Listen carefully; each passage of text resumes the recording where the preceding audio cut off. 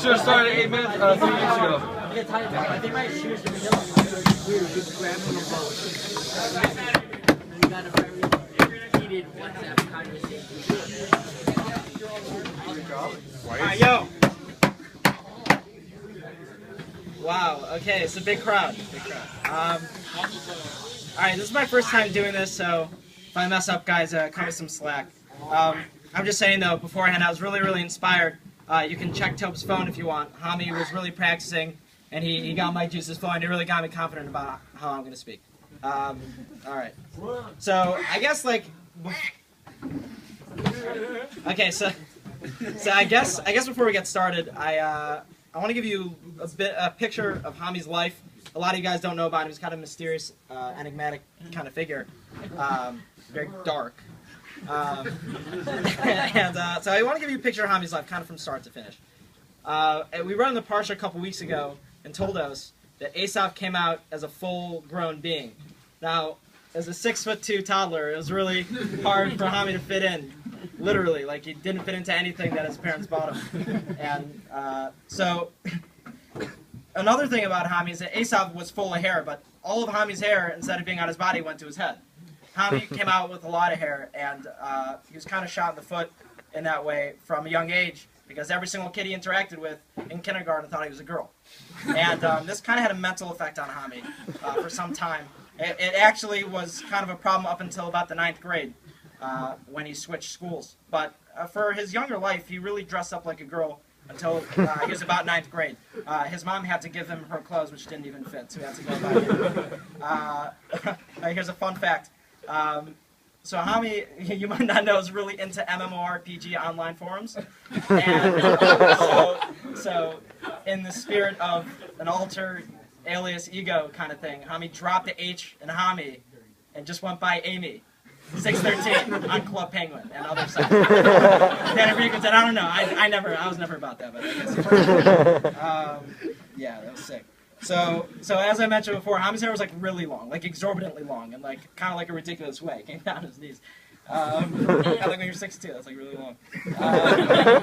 So when Hami's bar mitzvah age was coming around, Hami took it upon himself to add another celebration.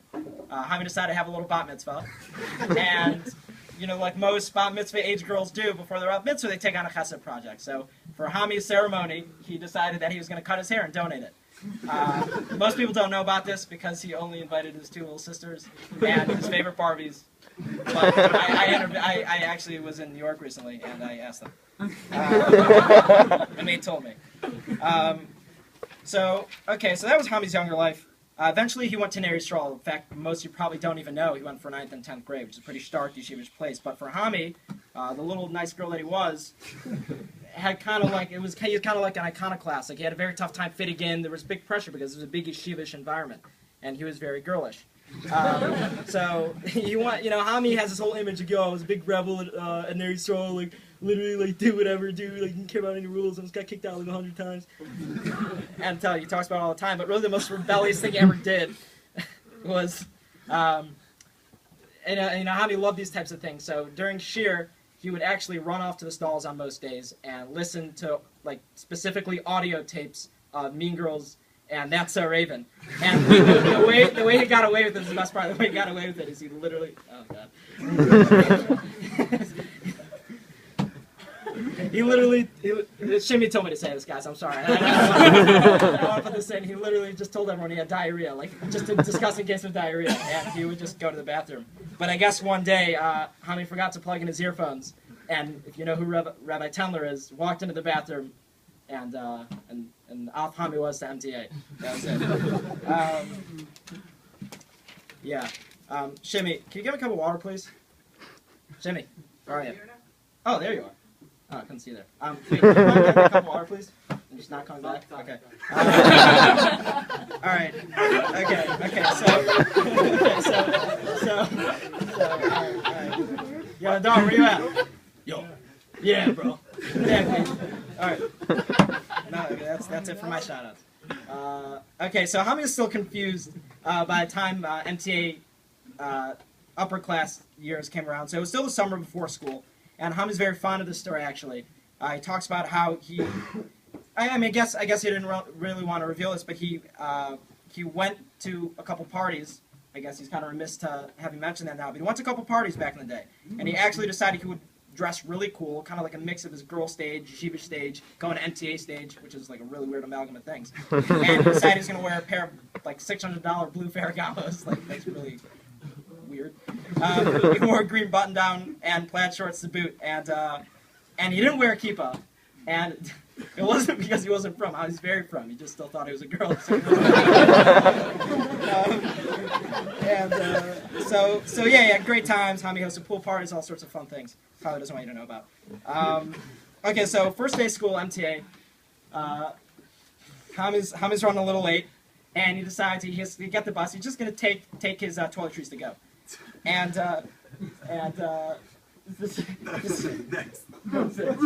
decided to take his toiletries to go. All right? And so Hami gets to school. Who's in attendance? All right, well, it's not so bad, honestly. I don't even know what the problem with this is. All right, so away from making me feel self-conscious. All right, so he went to school, and he needed his toiletries, and he couldn't do it at home. So he decided he's going to brush his teeth in school, everything. So brushed his teeth, went to basketball practice, tryouts to the first day, went back to the locker room, stuffed his stuff away somewhere secret where no one else would find it. And it's really funny. You know, if you ever wondered why every night Hami doesn't brush his teeth, it's not because he just has terrible hygiene. He experienced a traumatic experience. He realized that somebody else had used his toothbrush, and so since then he hasn't wanted to brush his teeth. It's okay. All right. Okay, so eventually Hami got to Shraga, and as you all see, he's in the base most of the time. But Shana Aleph, he accumulated a lot of hobbies. One that you guys all know about is ball. Hami loves ball, big ball enthusiast, loves yelling at people on the basketball court, and gets them into a lot of trouble. But for all the ball that Hami talks up, he really just complains to us about how good Jamie is and how he wants to be like Jamie all the time. Maybe today changes that. I don't think so. Hami has a huge inferiority complex. But here's a nice stat about Hami, actually. Who leads the league in Shraga history for least total assists for a captain. It actually came to a head last year because there was a split-off league called D2, literally because Hami wouldn't pass the ball to his teammates. Mr. Bachner can attest to that. He was on the team, I think. So Hami had a rough with some people because he wouldn't pass. But here's a hobby you guys don't know about. Therefore, I'm going to need you to come up here for a moment. Just come here. Come on. Right now. Let's go. Don't ask questions. All right. So Hami had a couple interesting hobbies, but one I want to note is that he actually practiced amateur photography last year with his roommates. Practiced amateur photography, focused on human objects. So I'm going to show Zarepor here, just so there's no two people, so it doesn't count as aiding. Yeah, lots of stuff. So I mean, if you want to see more, you can check out his photo blog, Amy's Pics, on the internet. So you can go give that a look later after. But don't use your phones now, I'm sure.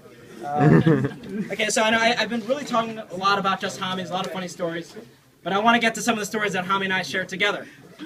So Hami was, the first time I observed Hami, it was kind of an interesting situation.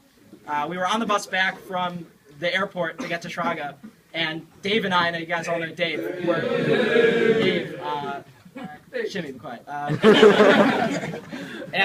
So Dave and I were sitting behind, this is hilarious. Dave and I were sitting behind Mitch and Hami, and we actually overheard them talking.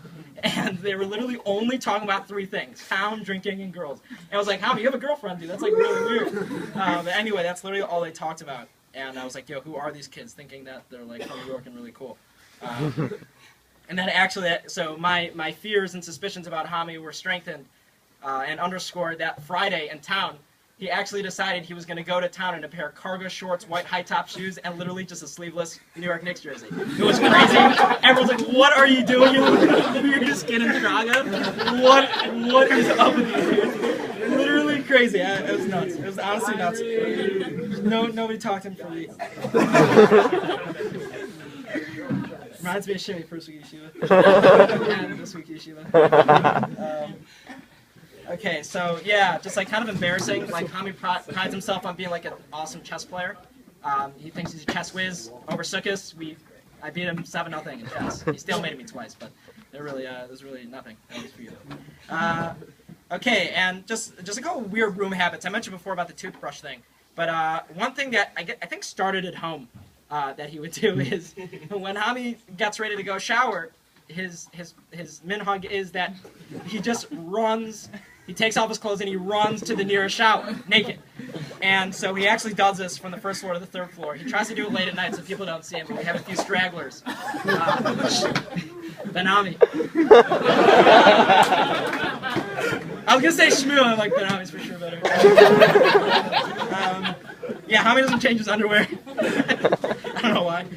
And another thing, deal with bathroom things. Okay, so literally Judah gets... Where's Judah? Is Judah here? No. Okay, Judah literally gets so angry. Hami uses wipes when he goes to the bathroom. He throws out his wipes in the garbage, and he literally never flushes them. It's like Judah gets so angry. He gets like... Okay, all right. So, guys, I'm going to finish up now. I just want to say Hami, we got a lot closer this year, me and him. I hope you guys have gotten to know him a little bit better. He's really a great guy. I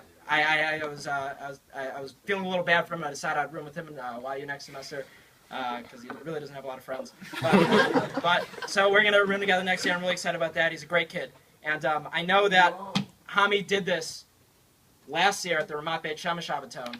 As some of you might know, Shana Bet, Hami had a little something to drink before the last speech he gave publicly. So maybe, for all we know, maybe he's a little shicker now, and he'll present us with some great Torah.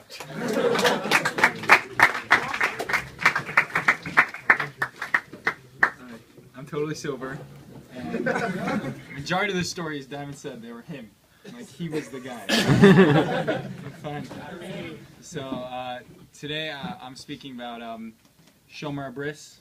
For everyone who doesn't know what that is, that means like you're guarding the place where your bris milah was. And whoever still doesn't know what it means should ask the guy next to them. And because I'm not going to say that loud. Fine. So just to talk about, a lot of guys I think don't realize how really bad it is. And the Gemara in Nida says that it's one of the worst of eros, and the Zohar actually says that you're chayiv misa. Chayiv misa v'dei shemayim. That one's for Judah. And he's not here. Okay, fine. So obviously, since an avera with such severe ramifications, obviously there's a reason for it.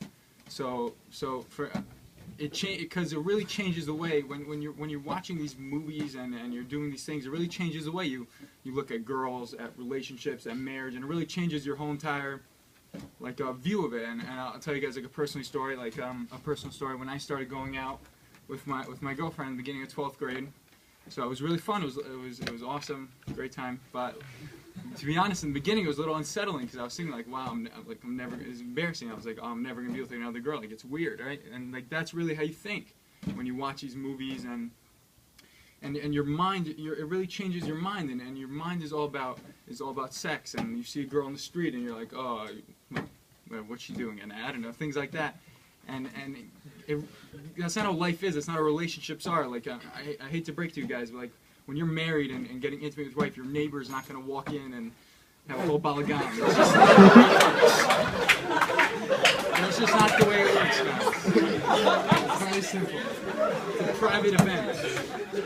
Okay, and obviously I'm not going to be able to tell you guys how bad it is and try to convince you guys to stop it. You guys really have to do it on your own. But I'm just lay it out. So now, once we got through that, so now we're trying to say you're trying to stop, right? You're trying, but it's just way too hard, right? It's like the hardest thing ever.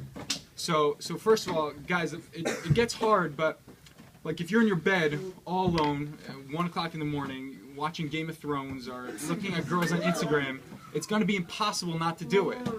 The battle to stop starts the whole day, the day before that. Meaning you're walking in the street, there's a attractive girl in front of you. Keep your head down, or don't look. You're on Instagram and you're friends with all these girls that post I don't know what. You don't delete them on Instagram or don't look at it. Or you want to watch a movie, so you decide you're going to pick the rated R movie. with a lot of nudity and strong sexual content. Obviously, you're gonna fail if this is what you're doing, and you're like, oh, it's way too hard. The battle starts before that. Especially the hardest thing to stop is thoughts, because thoughts you could have anywhere, right? You're on the train, you're in your room, you're in the base. You could be thinking about inappropriate things, and it's very hard to stop. So you have to set up certain fences for yourself. You have to think. You have these thoughts. You have to be like, all right, fine. I'm thinking about this. I'm about to do something. I have to get up right now and be like, all right, fine. Do something fun and do something that's totally going to take your mind off it. Play some ball. Go to the room next to you and go hang out. Call your mom. Helps a lot. Like, just do something that'll totally take your mind off of it. And because the battle doesn't start when you're in your bed all alone, your laptop's and God knows what you're watching. And like, that's not when the battle starts, because then it's impossible.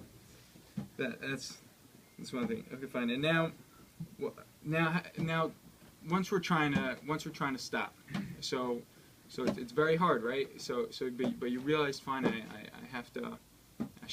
You set up the proper fences, the proper gedarim, and you're like, all right, fine. I'm not gonna go on Instagram, look at this. I'm not gonna open my Snapchats from those girls that post Tel Aviv pictures and whatnot. And okay, fine. But now you have to understand that it's a day-to-day battle. It's not something that like if you think about it like oh man, how am I supposed to do this for the rest of my life? I'm never gonna do it again. It's like impossible, right? It's so hard because it feels good. But you look at it day to day. It's not so hard that you wake up one day and you're like, all right, fine. I'm gonna be shomer bris today. It's not so hard, right? One day. But every day you wake up like that. You go day to day, and you make sure that you're not gonna do it that day. And that way it gets much easier. The first I was reading this book, The Holy Nation. You guys should all read it. The first 40 days are the hardest. After that, it gets much easier. And you have to remember that if you fail, you're not a Russia. You're a good person, and you failed, but you were really trying. So that day, you don't say, all right, I give up. I'm going to do it 4 more times today, and then tomorrow I'm going to do it, and I'm going to Tel Aviv today. You get up, and the next day, you don't do it again, and you try harder. You go another week, 2 weeks, 3, and eventually you guys have a lot of etzlach, and you'll be able to stop. And now we spoke about how bad it is. So how do you do tshuva? So tshuva gemura is that you're in the same place, same time, like the same situation. You're alone, whatever. You're about to take your laptop. Instead, you decide that, all right, fine, I'm going to get up. I'm going to go out. I'm going to do something else instead. That's tshuva, and that's how you get a kapara for what you're doing. You give tzedakah. It also helps a lot if you guys work tzitzis, and when you look at your tzitzis, you're like, oh, this is not what I'm about. It's only pleasure for like 10 seconds, and it's a very bad thing to do. So very short. With that tzedakah, we should be able to stop. Amen.